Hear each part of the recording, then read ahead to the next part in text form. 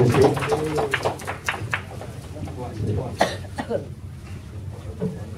Go ahead.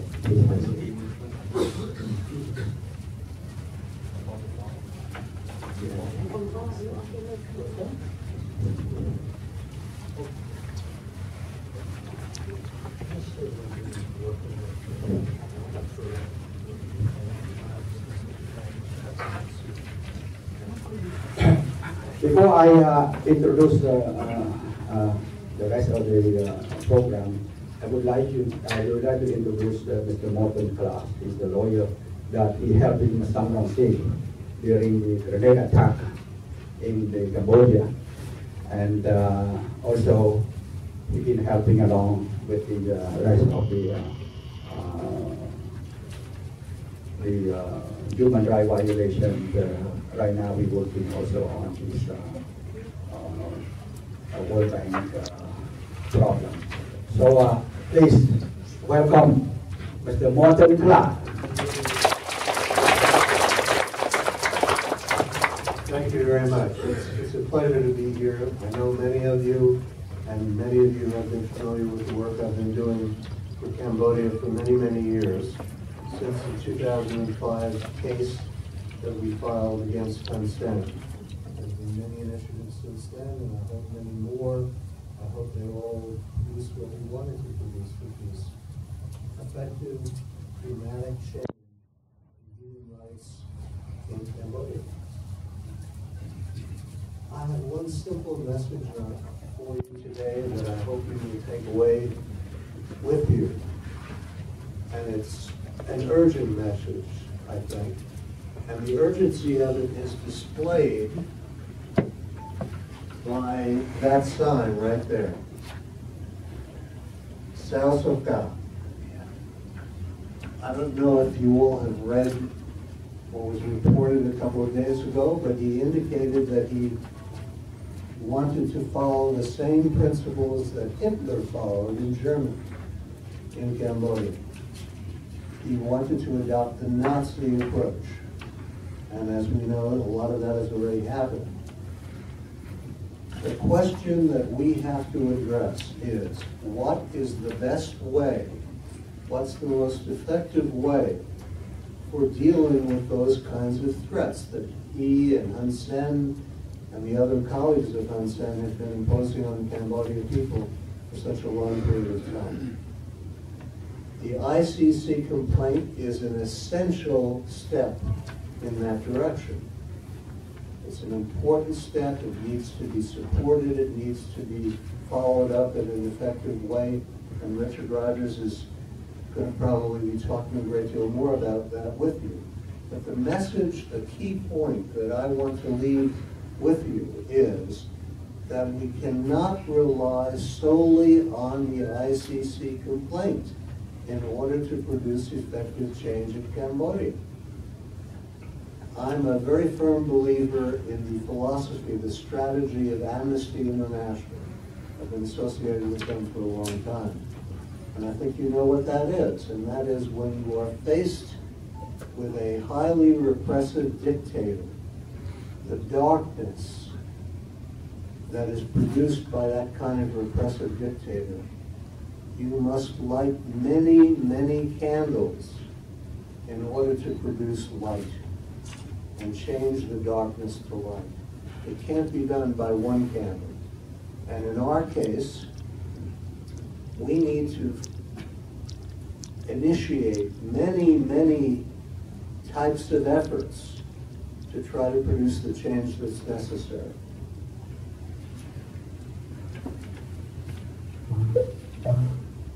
Your support, your participation in all of those initiatives is urgently needed. And I hope what you come away with from today is a way to become involved in these initiatives. Let me give you a couple of examples of the other approaches that need to be followed and supported by everyone here. The first one is what we've started with the World Bank. You may know that in 2011, the World Bank indicated that it would stop its loans to Cambodia because of the land grabbing and land eviction problems. And they mentioned Bangkok in particular. Despite that fact, it appears that the World Bank has turned its back on that commitment. It looks like they are going to go ahead and re-engage with Cambodia and provide new loans. We've been protesting that with a series of letters, and they keep promising to us that they will not give new loans until they complete what they call a consultation process. That's supposed to involve 11 meetings in Cambodia over the next few weeks. I think we need to support the effort to change that as much as we can. We need to get the World Bank to stop its loans and stick by that commitment. The United States Congress and the United States government need to be pressed to do more on Cambodia. They have been too silent, too ineffective. On March 16th of this year, the United Nations Human Rights Committee will be conducting a review session of the human rights issues in Cambodia. You need to be there. We need to provide the Human Rights Committee and its members with a very quick but very effective review of what the human rights problems are that they should be asking the Cambodia government about. People like Sao Soka and General Chan from Brigade 911, along with Hun Sen and many other people who are doing the same thing to produce atrocities against the Cambodian people, they need to be held to account. They need to be held accountable. We need to find some creative initiatives to bring those people to justice, starting with Sao Soka. Lastly, but very importantly, you're probably aware of all the problems with factory workers in Cambodia. The United States and Western companies have been benefiting from the atrocities committed against those workers. We need to do something with those companies to convince them to stop what they're doing to support these abuses of the workers, and to give the workers a better chance at a living wage and to be able to organize collectively with the unions.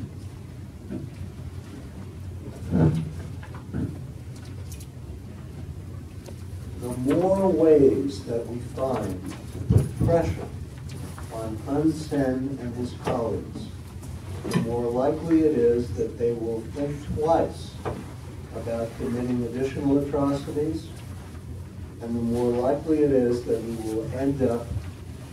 achieving some positive change in human rights and the political situation in Cambodia. That's our objective, that's our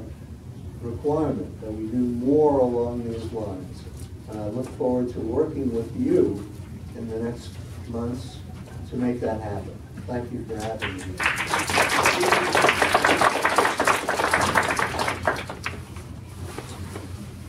Thank you, Mr. Morton. Next, please welcome President of CNRF,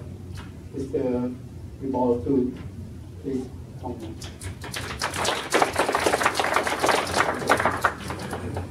អរគុណច្រើនបងខ្ញុំក៏និយាយបន្តិចด้วยដើម្បីផ្ដល់ទូនទីលោក Richard Roger go through more detail about the case ប៉ុន្តែក្នុងរយៈពេល10ថ្ងៃនេះលោក9ថ្ងៃ the last week you become our hero in our community so នៅថ្ងៃសុក្រកាលពីអាទិត្យមុនយើងបានចុះនៅ Long Beach California មានបងប្អូនជាច្រើនបានចូលរួមស្វាគមន៍លោក Richard Roger ហើយបានផ្ដល់នៅការស្វាគមន៍ជាពិសេសផ្ដល់នៅ control ទៅលើកិច្ចខិតខំប្រឹងប្រែងរបស់លោកក្នុងការស្វែងរកយុត្តិធម៌ជូនប្រជាពលរដ្ឋខ្មែរបងប្អូនយើងមកពីគ្រប់ទិសទីមិនបកកែប្រកាន់បាក់ពួកនិយមស្អីអត់ទេគឺតែមកដើម្បីចង់ដឹងចង់យល់អំពីសារៈសំខាន់នៃពលរឿងនេះជារឿងពលរដ្ឋខ្មែរយើងទាំងអស់គ្នាជាពលរដ្ឋខ្មែរដែលមានការបារម្ភដែលមានការខ្វាយខ្វល់អំពីភាពអយុត្តិធម៌នៅក្នុងសង្គមអញ្ចឹងយើងមកកាន់ដៃគ្នាដើម្បីធ្វើកិច្ចការនេះហើយជាពិសេសសំខាន់លើនេះនៅ Modesto បងប្អូនមកជុំជ្រែងដូចនៅថ្ងៃនេះផងដែររកកន្លែងអង្គុយអត់មានទេចូលនៅពីខាងក្រោយដល់ឡែនសាលបាទអ្នកមកនោះគឺថាជាធម្មតាអ្វីដែលចម្លែកគឺត្រង់ចឹងមានបងប្អូនខ្មែរយើងជាក្មេងដែលកើតនៅស្រុកនេះមកចូលរួមផងដែរនេះជាក្តីសង្ឃឹមមួយសម្រាប់សហគមន៍ខ្មែរយើងផងដែរដោយថាក្មេងៗគាត់មកចិត្តទៅគាត់ចូលរួមគាត់យល់ដឹងអំពីសារៈសំខាន់នៃសហគមន៍ខ្មែរយើងអ្វីដែលសំខាន់លើហ្នឹងគឺបងប្អូននៅរដ្ឋថាខុម Washington State គាត់រងចាំយើងរហូតដល់5ម៉ោងដោយសារយន្តហោះខ miss flight គាត់រងចាំយើងរហូតដល់5ម៉ោងហើយក៏បានចូលរួមប្រជុំរហូតដល់ម៉ោង2ទៅ10យប់កន្លះអត់តែមានទេគឺថាបងប្អូនខ្មែរយើងនៅចាប់អារម្មណ៍ចង់ដឹងចង់លឺនៅរងចាំហើយយើងប្រជុំចប់រហូតដល់ម៉ោង12យប់កន្លះនេះជារឿងគួរឲ្យវឌ្ឍនភាពហើយនៅទៅទៀតក៏បានជួបបងប្អូននៅ Seattle Washington State ផងដែរក៏បានចូលរួមយ៉ាងច្រើនក៏ផងដែរអ្វីដែលសំខាន់ខ្ញុំគ្រាន់តែសង្ខេបយ៉ាងខ្លីពួកបេសកកម្មរបស់គាត់មកទីនេះគឺថាស្វែងរកការគ្រប់គ្រងដោយគាត់នឹងនិយាយប្រាប់គាត់តែខ្ញុំចង់ជម្រាបជូនបងប្អូនថាក្នុងរយៈពេល2-3ថ្ងៃកន្លងមកនេះយើងបានជួបខាងសភា Senate Congress members State Department and NGOs as you might know NDI IRIs Solidarity Freedom House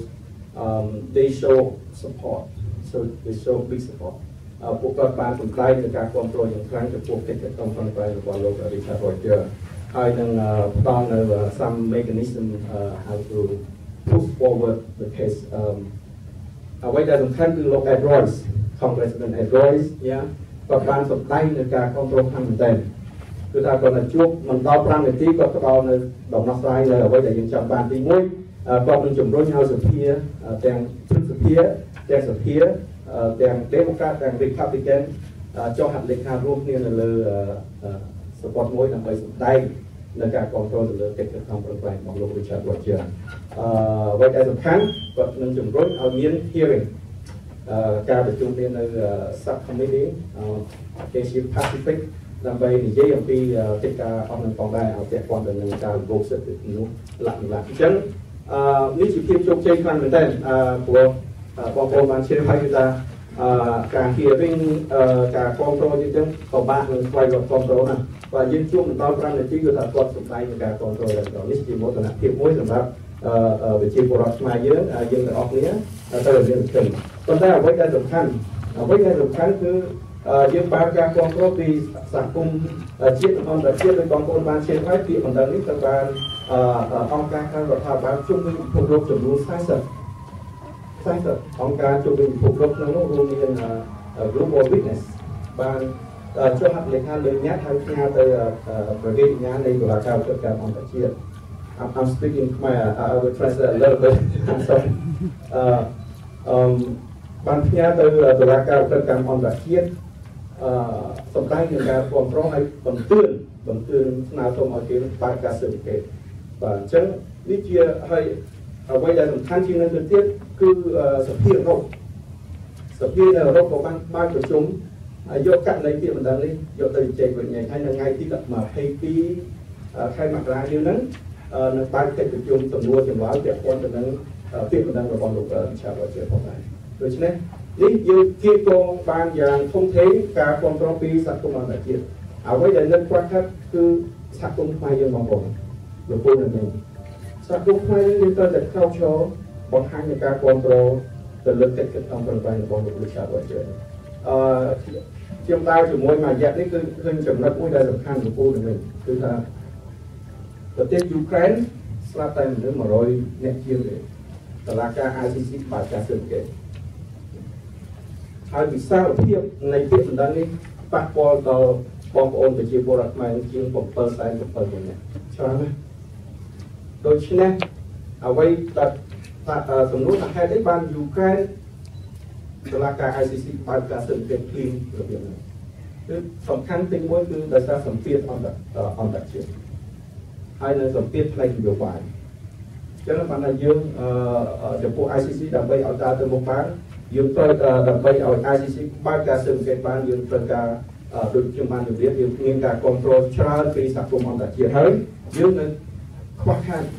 ខាងបងប្អូនខ្មែរអញ្ចឹងបាន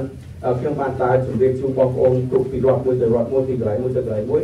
ដើម្បីជូនដំណឹងអំពីសារៈសំខាន់របស់បងប្អូនក្នុងការចូលរួមដូច្នេះលោកពូនិងមីងបងប្អូនដែលអញ្ជើញមកនៅថ្ងៃនេះបង្ហាញនៅការគ្រប់គ្រងដល់ ICC គឺថាជារឿងដែលមានសារៈសំខាន់បំផុតបាទហើយជាចុងក្រោយខ្ញុំក៏នឹងលោក Richard បានផ្ញើមកឲ្យខ្ញុំនៅ draft petition ក៏បងប្អូនជួយ sign នៅលើ petition ហើយជួយ share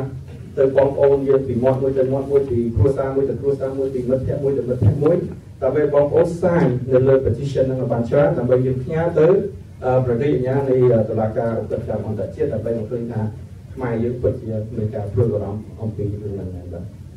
ដូច្នេះដើម្បីកុំឲ្យខាតពេលយូរខ្ញុំសូមប្រគល់ទូរនទីនេះទៅជូនលោក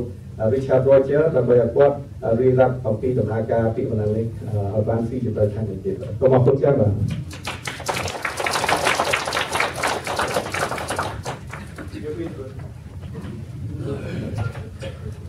I have two Richard.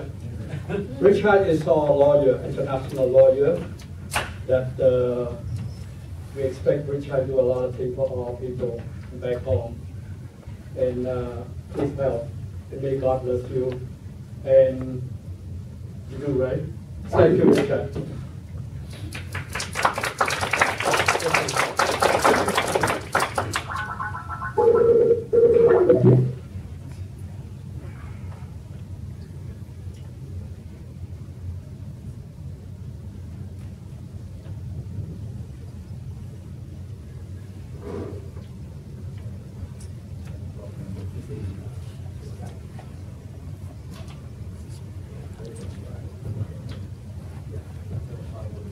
Okay, well, thank you very much for coming. I know many of you have come a long way. Thank you also for our friends in Minnesota who are joining us via Skype. And thank you to our friends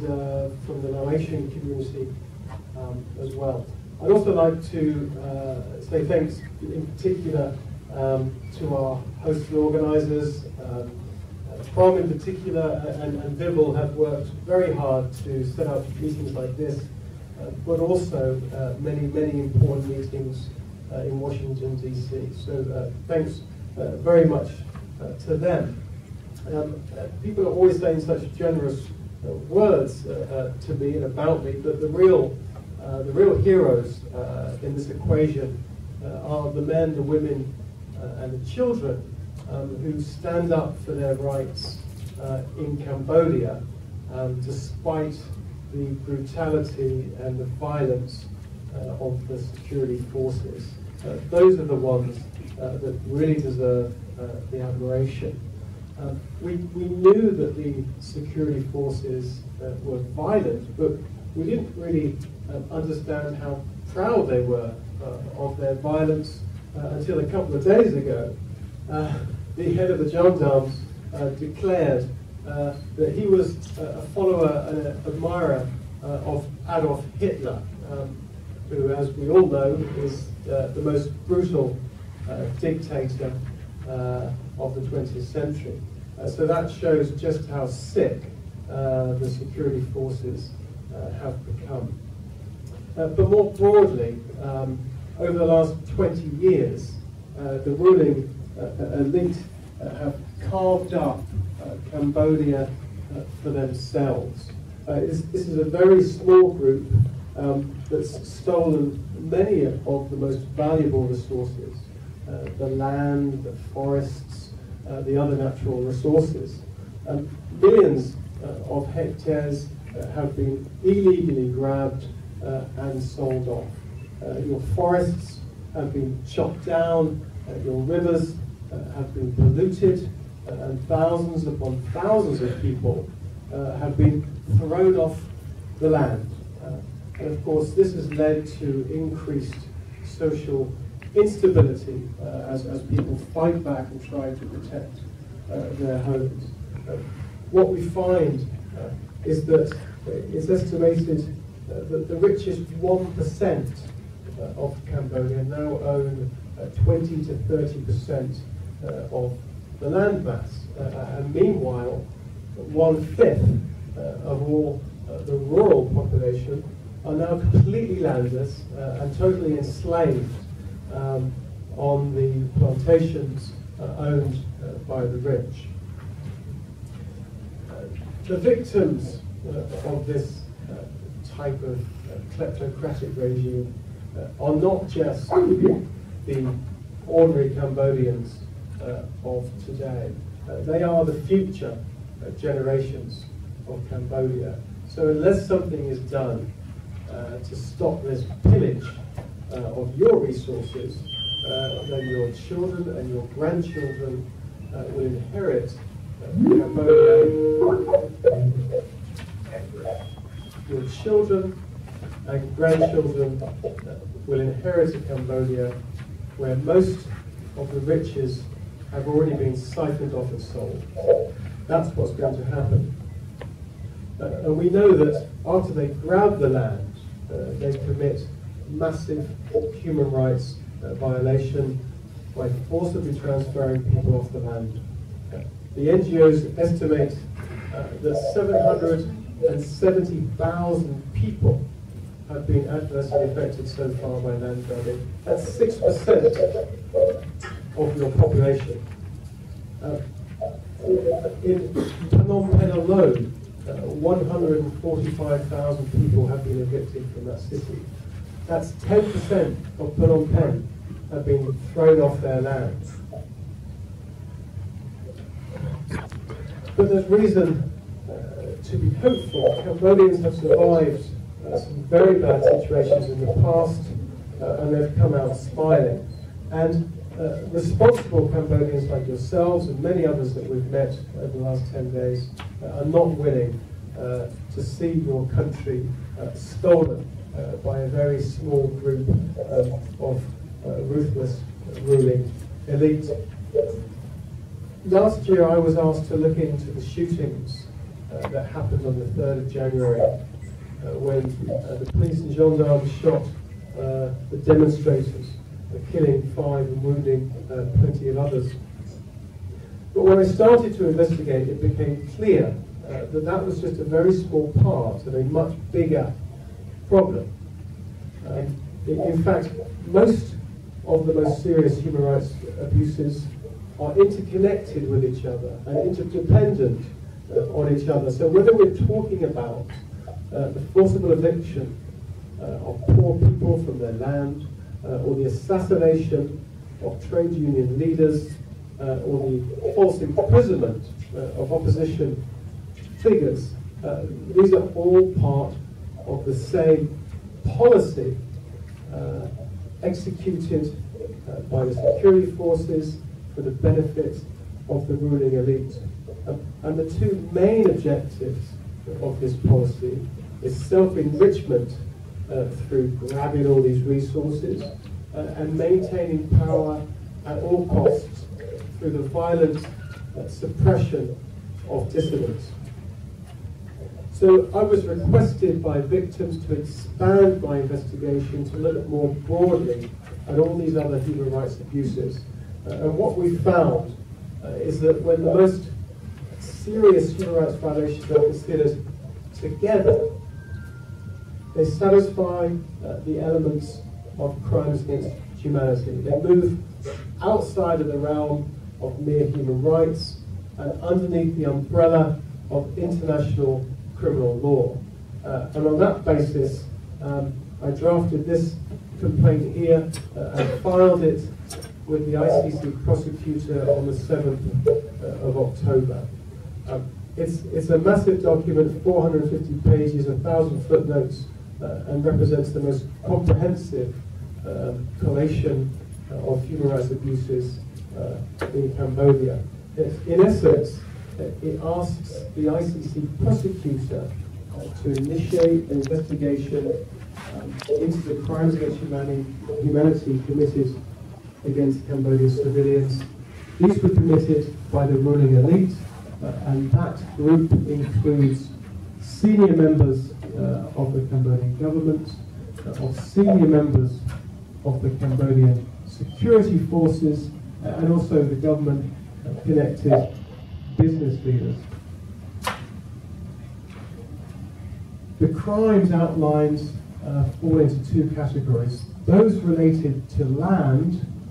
not only the forcible transfer, but also the murders, the illegal imprisonments, the persecutions of land activists. And the second category is those related to the suppression of dissent. As you know, anyone who dares challenge the ruling elite's government will face some form of persecution. And over the last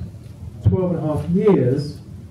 since the ICC statute became applicable, the victims have included civil society leaders, monks, lawyers, environmental activists, trade union leaders, civilian protesters, and opposition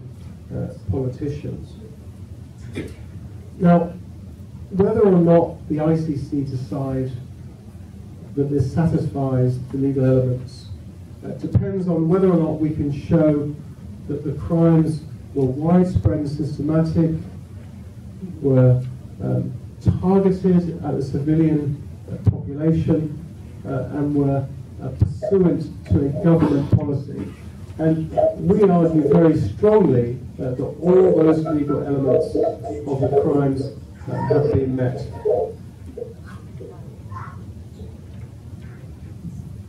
Now, it's important to realise that the ICC has limited resources. It cannot investigate every crime that's put before it. It has to choose very carefully because there's only one office and there's many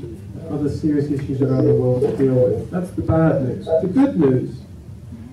is that no one is exempt from investigation by the ICC if they have jurisdiction over the country. So the ICC could investigate a king, a president, a prime minister, an army general, etc. So that's the good news. If they decide that they want to move ahead with the investigation into Cambodia, they can investigate anybody, no matter what position they have in the hierarchy. Well, so because there is competition with cases, and there's many other groups that want their case to be looked at by the ICC, and they want to prioritize their case over our case, it's important that we show the ICC prosecutor that we have the backing of the Cambodian people, of civil society, and of the international community represented by national politicians. And we've had a lot of success so far in doing that. We had, on filing, we had the biggest French human rights organization that fully supported us. We had Global Witness, which is a very well-respected watchdog body supporting us. Since that, we've had a letter from 40 NGOs around the world dealing with land grabbing issues.